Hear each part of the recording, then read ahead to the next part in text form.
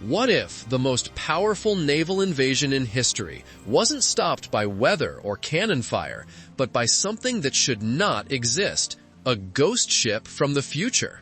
In the summer of 1588, the Spanish Armada, more than 130 ships strong, cuts through the English Channel like a fist poised to strike. Decks creak under the weight of men and gunpowder. Flags snap. Confidence blooms into arrogance. They sail believing the sea will yield to empire. But out in the cold, the fog hides an impossible presence. A low, mastless silhouette waiting to turn certainty into terror. Hidden in cold, dense fog, something impossible drifts like a rumor at sea. A gray metal behemoth with no masts, no rope, no wooden bones. Just a low, mechanical silhouette that eats the dawn. It sits dead still, hull barely breaking the swell, engines idle.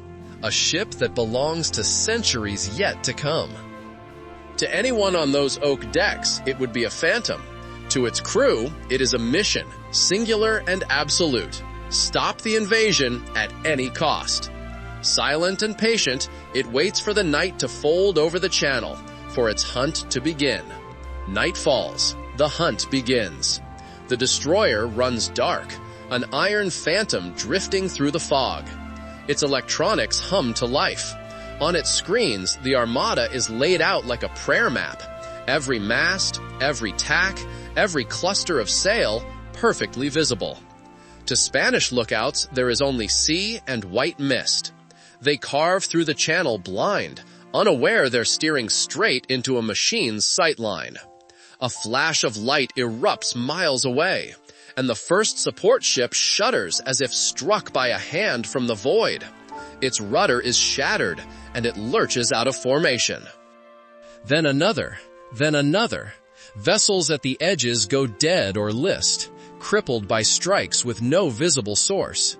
Wood splinters, sails flutter, men tumble. Officers bark orders that hit the fog. Lookouts strain into the gray and see only sea. Cannons swing and fire at nothing. Confusion curdles into panic. Chaos, delivered from the darkness, begins to eat the Armada alive. Under the fog, the destroyer becomes a ghost, running dark as it stalks the Armada. It doesn't close for battle. It conserves its missiles, trading thunder for precision. One long-range shell at a time from a gun the Spaniards can't even see. Galleons shudder and burn where no cannon answered. It's a ruthless game of cat and mouse, and the mouse sails blind. Dawn cuts through the fog, and for the first time the Armada can see what the night hid. Shattered rigging, blackened planks, and crews hunched like wounded beasts. Silence hangs heavy, broken only by the low, unfamiliar hum growing in the sky, a metallic, insect-like buzzing that makes men stop mid-prayer, faces pale, fingers fumble for swords and rosaries that suddenly feel useless. They expect another ship, another cannon, but this sound belongs to nothing in their charts or saints' stories. It's not wind, it's not thunder. It's an omen they cannot name, and the realization spreads through the fleet like a cold, slow poison. Then, as if the sky itself had opened, an impossible shape detaches from the clouds and drops toward the water.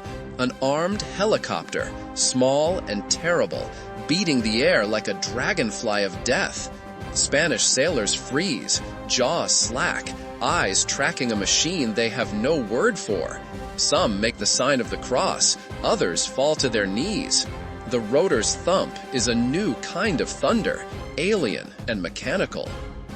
For the first time, this war stops being about cannons and sails.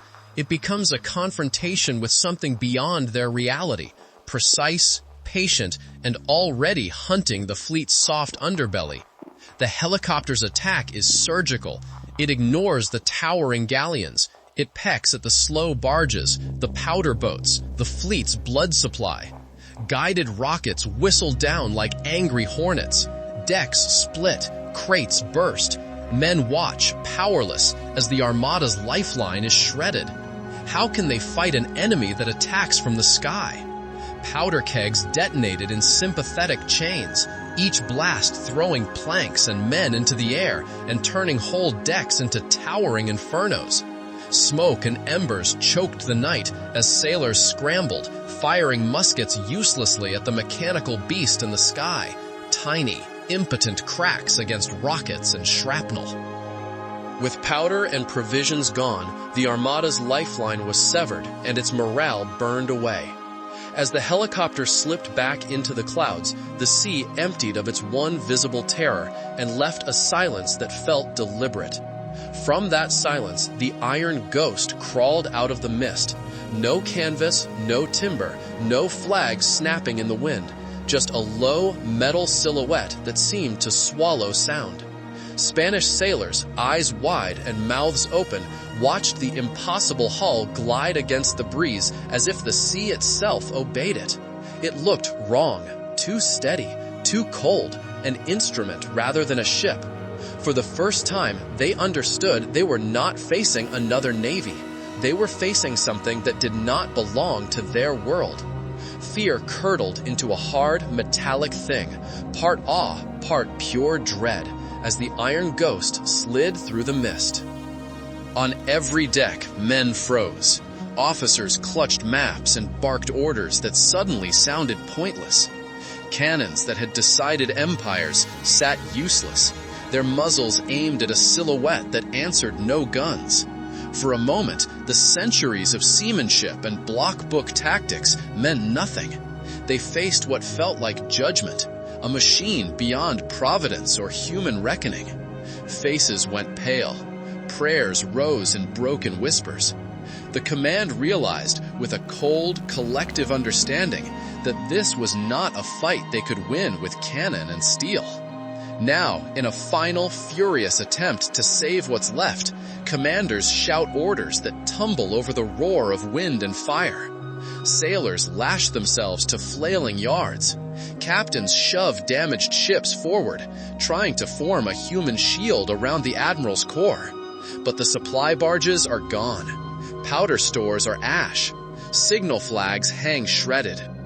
The majestic, ordered line has become a ragged string of crippled hulks and smoking decks. Confusion eats discipline. Fear eats courage. They try to hold, to buy a moment more, but it's too late. The Armada is broken, exposed, and waiting like prey in open water. The destroyer stops playing cat and mouse and opens its throat. Magazines blown, long-range missiles spat out like angry comets that tear the dawn. Trails of fire slash the gray, bright and impossible against the Armada's old sky. On deck, men point, eyes wide. Then dread sets in, because those streaks are the first and only warning they'll get. The sound arrives late, a rolling thunder that makes timbers tremble and voices cut off mid-order.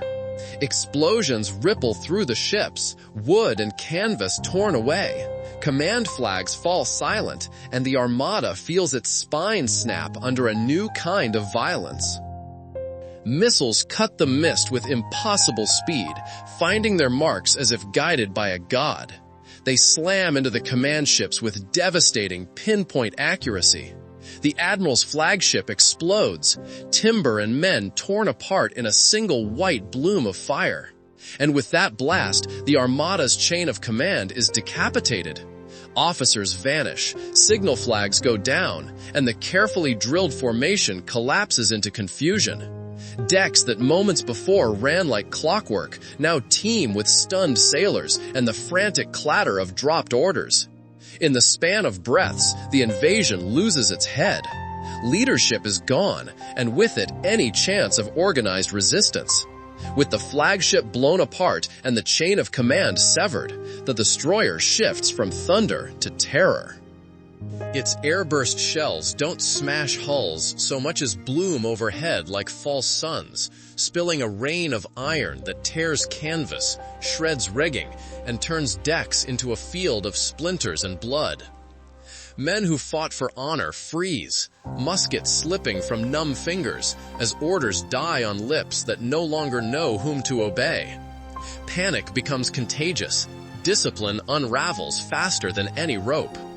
This isn't just destruction of ships, it's a calculated annihilation of will, a psychological blow that breaks the Armada long before the sea finishes the job.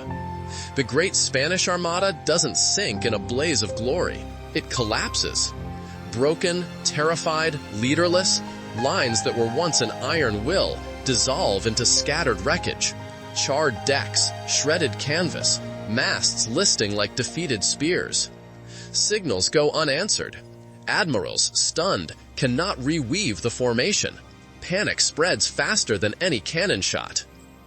Ships cut loose their anchors and drift.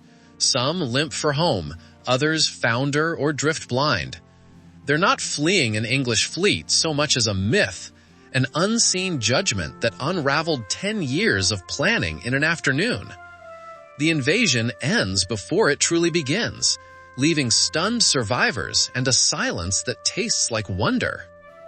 Survivors tell of a mastless iron ghost that moved against the wind and commanded thunder without lightning. On English shores, triumphant crowds praised storms and God's favor, a miracle stitched into the nation's story. But sailors who watched the black hull slip through fog knew something colder had intervened, an impossible machine, precise and unblinking, that turned strategy into ash. The Armada didn't go down with honor. It unraveled, scattered by fear as much as fire. History kept its tidy explanations. The truth, whispered among those who lived it, hints at a harsher possibility. How many other turning points might hide an answer we refuse to see?